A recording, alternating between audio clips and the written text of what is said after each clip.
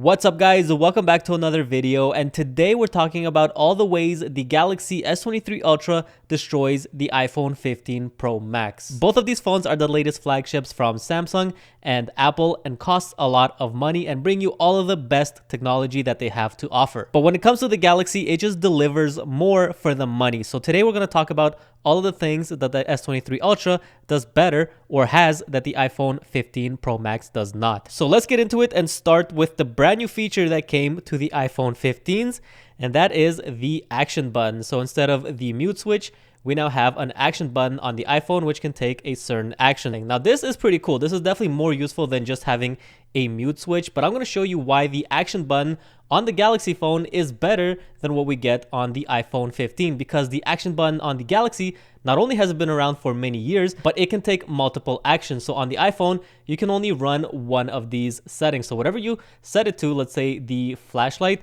you can only use it to toggle the flashlight and nothing else. But on the Galaxy phone, you can run multiple actions from the action button, and we don't even have an action button. It's built directly into the power button, and you can see the Galaxy can take 3 actions using the same button. We can use it to lock and unlock our phone, we can double tap it to turn on our camera, or we can long press it to toggle our flash, and we can of course program this to take any action that we want. And if you guys want to know how to program the action button on your Galaxy phones, I'll leave a video linked in the description below so you can go ahead and check it out. But next we're going to talk about the displays. Now I will say that on both of these phones the displays are absolutely amazing, but I still have to give the edge to the Galaxy S23 Ultra, even though the iPhone does win in certain aspects. And to show you guys what I mean, let's go into the display settings on both of these phones. So we'll go here on the iPhone, and then we'll bring up the display settings on the Galaxy as well. So where the iPhone wins on the display is it gets brighter. So the iPhone 15 Pros go up to 2000 nits, and you can see in the camera that it is a little bit brighter. Maybe it's not as visible in the camera because it's probably overblown,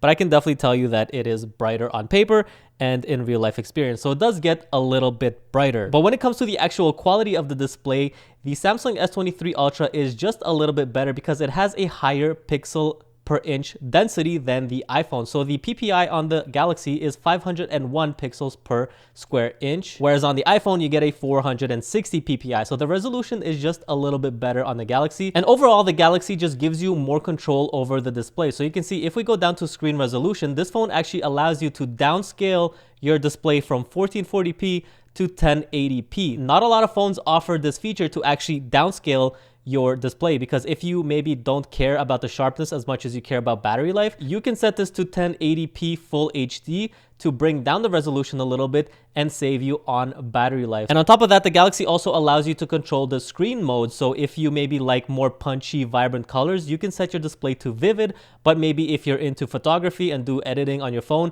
you want more natural colors just to get more color accurate profiles, you can set this to natural. And even if you go into vivid, you can see you have a white balance. You can control that. You can go to your advanced settings and change the RGB values. So you have a whole lot more control over exactly how your display looks, and you can set this up to your own preference. And of course, when it comes to the display, we have to talk about the notch. Obviously, with Apple, we have Face ID, which is an amazing feature, but as you can see, we get this big notch here because they need all of those sensors for Face ID to work. Whereas on the Galaxy phone, we have a very small camera cutout at the top, and it's nowhere near as intrusive. And this is much better when it comes to consuming media, watching videos, or gaming on your Galaxy phone, because that cutout is much smaller and it's not going to protrude into whatever it is that you're looking at on your display. All right, guys, next let's talk about the cameras. And again, the Galaxy phone just takes it a step further. Even though the brand new iPhone 15 introduced a brand new optical 5x zoom camera, the Galaxy phone still has better hardware because it can zoom up 10 times optically. This is an optical zoom. It is not a digital zoom. That means you are not losing quality when you're zooming up to 10 times. And it even has a digital zoom of up to 100 times, whereas on the iPhone, you get 5x optical zoom, but it can only go up to 25 times digital zoom. And when it comes to picture quality, the Galaxy phone can also take 50 megapixel photos and 200 megapixel photos. Being able to take a 50 or 200 megapixel photo will allow you to retain quality as you're cropping in or zooming into the photo. This is really useful. Now, the iPhone has definitely come a long way, and they take great video and great photos. They always have.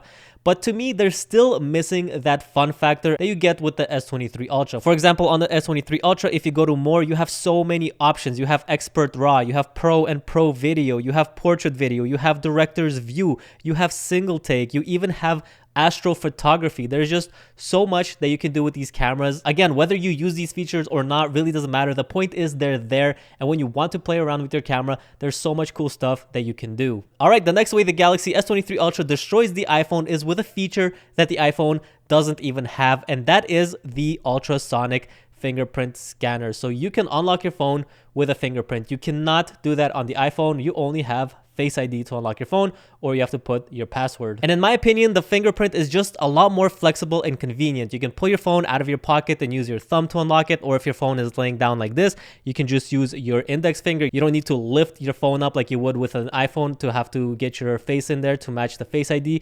Your phone can just be laying down. It can be in your pocket. It doesn't matter. It's so easy and convenient to unlock it with your fingerprint. And it's also incredibly secure because it's ultrasonic. So it's pretty much just as secure as Face ID. And on top of that, it's hidden. It doesn't need an array of sensors. It doesn't need to be intrusive in your display. There's no cutout for it. It's just under the display, and it doesn't get in the way of your display whatsoever. And again, when it comes to the Galaxy phone, there's always that fun factor. So not only can you use your finger to unlock your phone, but you can even map different fingerprint profiles to take different actions. So for example, if I unlock my phone with my usual right thumb, it will just unlock my phone. But I can map my other thumb to unlock my phone and then immediately open up a specific application like Netflix. There's just so much versatility and fun factors when it comes to these things that the Galaxy phone offers. All right, the next way the Galaxy S23 Ultra destroys the iPhone 15 Pro Max is with gestures. I absolutely love the gestures that you get on your Samsung Galaxy phone. You can do things like palm swipe on your display to take a screenshot. You can also double tap the screen to put the phone to sleep. You can tap on it again to wake it up. You can swipe with two fingers from the bottom to open up multitasking and then open up another application and use it at the same time. You can even mute your phone with gestures. So if you're getting a phone call, you can put your palm over the phone, or you can flip it upside down to mute the call. Again, this is all part of that fun factor of using a Galaxy phone. The iPhone just doesn't have these things. Next, let's talk about the chips that are in these phones. So on the iPhone 15 Pro Max, we get the brand new A17 Pro chip. And this, again, is the best chip they ever made. It's the fastest, most capable, most powerful. But again, you still can't do basic things on your iPhone to utilize the power of these chips. You still can't open up applications in split screen view. You can't multitask. You can't do pop-up windows. I can even connect my Galaxy phone to an external monitor, an external keyboard, an external mouse, and use this phone as a standalone computer powering all of those peripherals. Or I can connect this to an external monitor and an Xbox controller and play mobile games on this phone while it's connected to a monitor using an Xbox controller. It's so crazy. There's so many ways to actually utilize the power of this chip. What's the point of all that power if you can't use it? All right, guys, next we gotta talk about the signature feature that makes the Galaxy phone a Galaxy phone, and that is the S Pen. And my favorite way of using it is to take notes directly on the lock screen. So if I need to quickly jot something down, instead of unlocking my phone, going into Samsung Notes, or bringing up any other notepad and then writing something down, I can quickly just jot it down directly on my lock screen. So let's say I have a doctor appointment at 3 p.m. on October 18th. I can jot that down and save it to my phone for later. It is so convenient. Or another awesome feature is, let's say I need to do something later today. Instead of saving it into my phone, I can just pin it to my always on display. So then when I put my S Pen away and lock my phone, that note gets pinned to my always on display. And anytime I pick up my phone, I'm gonna see that important note right there. And I'm gonna be instantly reminded that I have an appointment that I need to get to later today. All right, and lastly, let's talk about charging speeds. This is another way that the Galaxy S23 Ultra beats the iPhone 15, because the iPhones have a peak wattage of 25 watts, and it takes about just under 2.5 hours to fully charge an iPhone from zero. That's a long time. Now, the 45 watts on the Samsung Galaxy S23 Ultra are not the fastest. There are phones that charge faster than that, and I do hope that Samsung bumps that up to maybe 60, 65 watts. But for now, 45 watts, it's still much faster than what you get on the iPhone, and you get a full charge from 0 to 100% in just about under an hour. And on top of that, the Galaxy phone can reverse wirelessly charge other devices. And what's funny is that the iPhone can't reverse wirelessly charge its own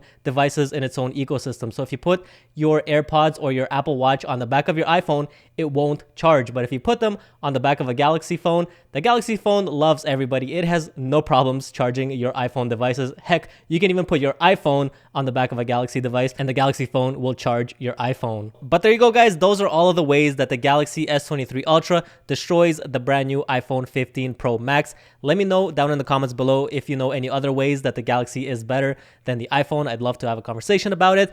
But that's gonna do it for this video. I hope you guys enjoyed. If you did, be sure to leave a like, subscribe for future videos to come, and I'll see you in the next one. Peace.